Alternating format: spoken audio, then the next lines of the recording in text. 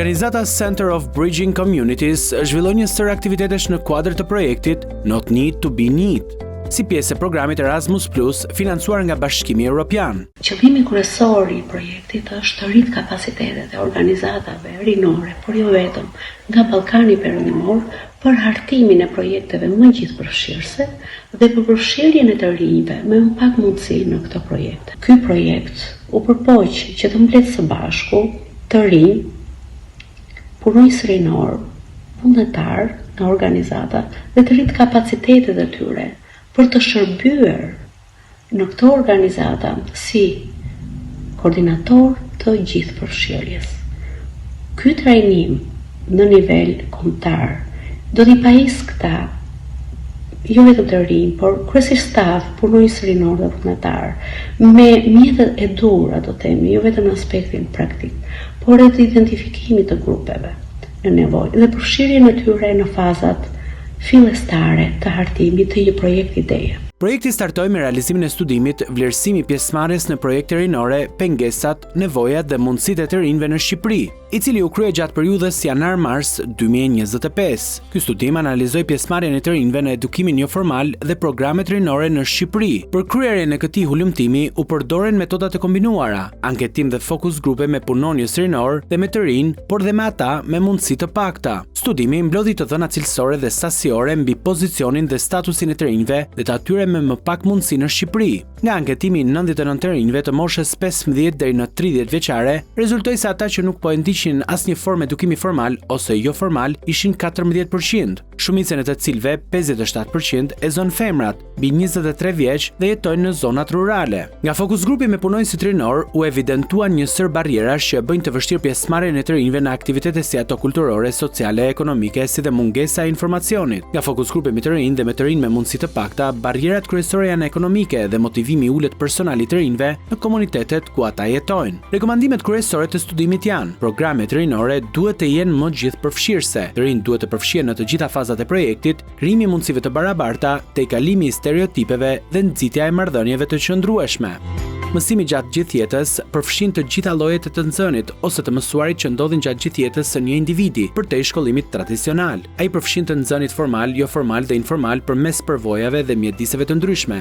Edukimi formal, mësimi formal ndodh përmes programeve të strukturuara të ofruara nga institucionet arsimore, siç janë universitetet dhe kolegjet. Edukimi jo formal përfshin çdo aktivitet formësues i ofruar nga institute profesionale, qendra trajnimi dhe qendra kulturore e tjerë. Edukimi informal nga të rinjt merret përmes eksperiencave dhe përvojave personale të mësuarit. Mësimi informal përfshin metoda të pastrukturuara ku individët mësojnë përmes përvojave dhe ndërveprimeve shoqërore. Në vijim të këtij aktiviteti u planifikua dhe u zhvillua programi kombëtar i trajnimit. Ky program u zhvillua me 2 trajnime 5 ditore. Programi kombëtar i trajnimit synon të fuqizojë punonjësit rinor në Shqipëri për të mbështetur përfshirjen e të rinjve që janë në kategorinë NEET. Edukimi jo formal është një komponent i rëndësishëm për të fuqizuar të rinjt me aftësi dhe kompetenca për jetën. Fillimisht u zhvillua një workshop online në datën 6 qershor 2025, i cili i informoi pjesëmarrësit mbi programin e trajnimit kombëtar dhe i motivoi ata për t'u angazhuar në fazat e mëtejshme të trajnimit. Trajnimi i parë kombëtar të dëgjuarit, të mësuarit, të vepruarit, nxitja e empatisë, i punonjësve rinor të organizatave jo qeveritare dhe këshillave vendor rinor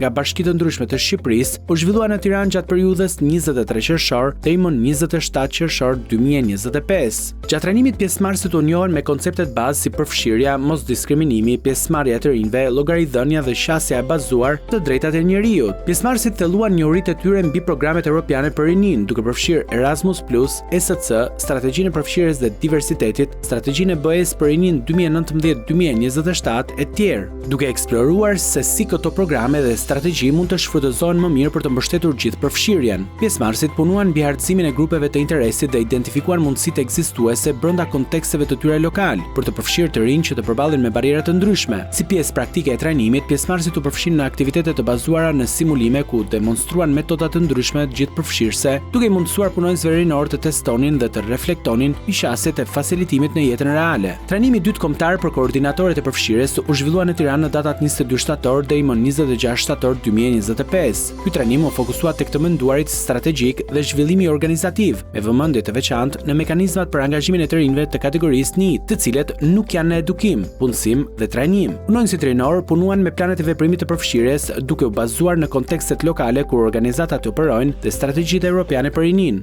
Përshëndetje, unë quhem Elviz Gjini, pjesëmarrës së trajnimet për koordinator kombëtar të gjithë përfshirjes organizuar nga Qendra Center for Bridging Communities si pjesë e projektit No Need to Be Need. Për mua këto trajnime ishin tepër me vlerë, veçanërisht në hartimin e planeve të gjithë përfshirjes, pjesë e cila mendoj është shumë e rëndësishme në perspektivën e angazhimit tim në organizata të shoqërisë civile, edhe si dhe në projekte të ndryshme që mund të jenë si kombëtare ashtu dhe regionale.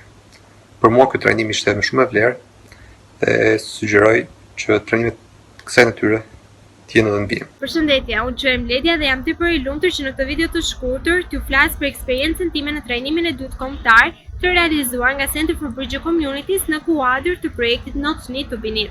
Shumë çka do doja të flisja për këtë trajnim, pasi vërtet kam kaluar goxha mirë dhe kam marrë goxha informacione për sa i përket grupeve NEET dhe gjithëpërfshirjes së tyre në projekte sociale apo projekte rinore, por ajo çka unë do doja të veçoja janë pikërisht aftësitë të cilat unë fitova në hartimin dhe realizimin e planeve konkrete të gjithëpërfshirjes. Përshëndetje, unë quhem Enada Tusha, jam njëri 18 vjeçare dhe në këtë video dua të ndaj eksperiencën time në projektin Not Need to Be Need të realizuar nga Center for Bridging Communities.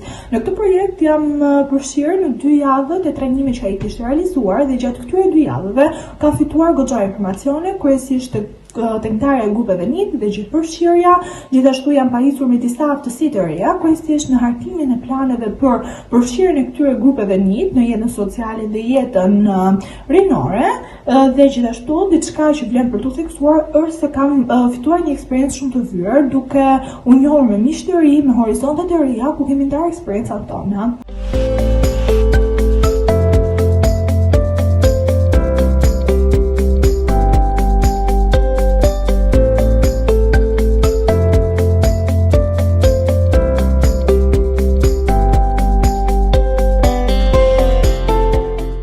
Programi Job Shadowing u zhvillua gjatë periudhës shtator 2025 janar 2026. Ky program kishte si qëllim që pjesëmarrësit e angazhuar në projekt të mësojnë duke vëzhguar në punën e tyre të përditshme organizatat pritëse, duke shkëmbyer praktika të mira, duke fituar njohuri dhe aftësi rreth punës me të rinjt me më pak mundësi dhe duke ndërtuar marrëdhënie të qëndrueshme. 5 të rinj e zhvilluan këtë program në Shqipëri gjatë 3 javë në organizata të ndryshme rinore ose për të rinjt në Fier, Librazh dhe Tiranë. Nga vëzhgimi i punës të rinj dhe punonësit e të rinjve vunë në praktik në mënyrë të drejtpërdrejtë, njohuritë e fituara më parë gjatë trajnimeve kombëtare. 2 të reja, Odeta Dauti dhe Megi Ibrahimi, aplikuan dhe u pranuan për ta zhvilluar programin Job Shadowing pranë organizatës Center of Bridging Communities.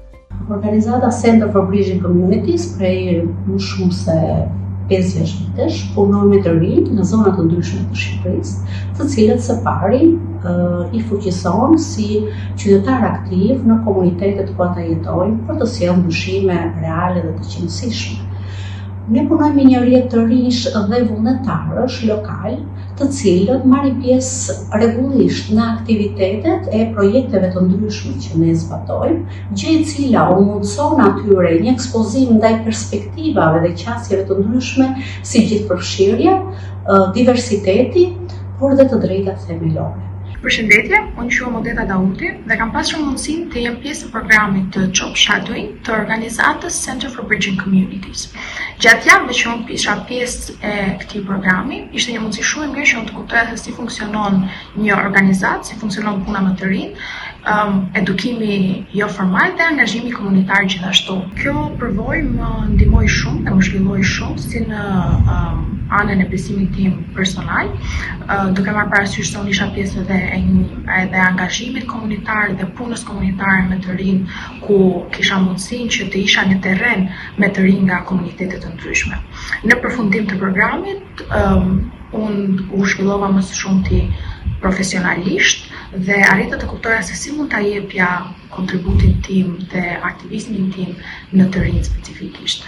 Kristalalla e realizoi programin 3 javor të Job Shadowing pranë organizatës Medpak, Librazht. Endri Tahiraj realizoi programin tek qendra Epoka e Re në Fier. Në vijim, pjesëmarrësit do të takohen në një aktivitet online me pjesëmarrës nga Serbia, Bosnia dhe Hercegovina, Malizi, Shqipëria dhe Kosova, vende ku janë organizatat partnere në projekt, ku do të ndajnë rezultatet e vëzhgimit të punës, si dhe do të diskutojnë ide dhe sugjerime për aktivitetet lokale që ata potencialisht planifikojnë të zbatojnë. Kjo do të përfshijë të gjithë pjesëmarrësit përtej kufive në krijimin e programeve dhe aktiviteteve të dedikuara për të rinjt me më pak mundësi.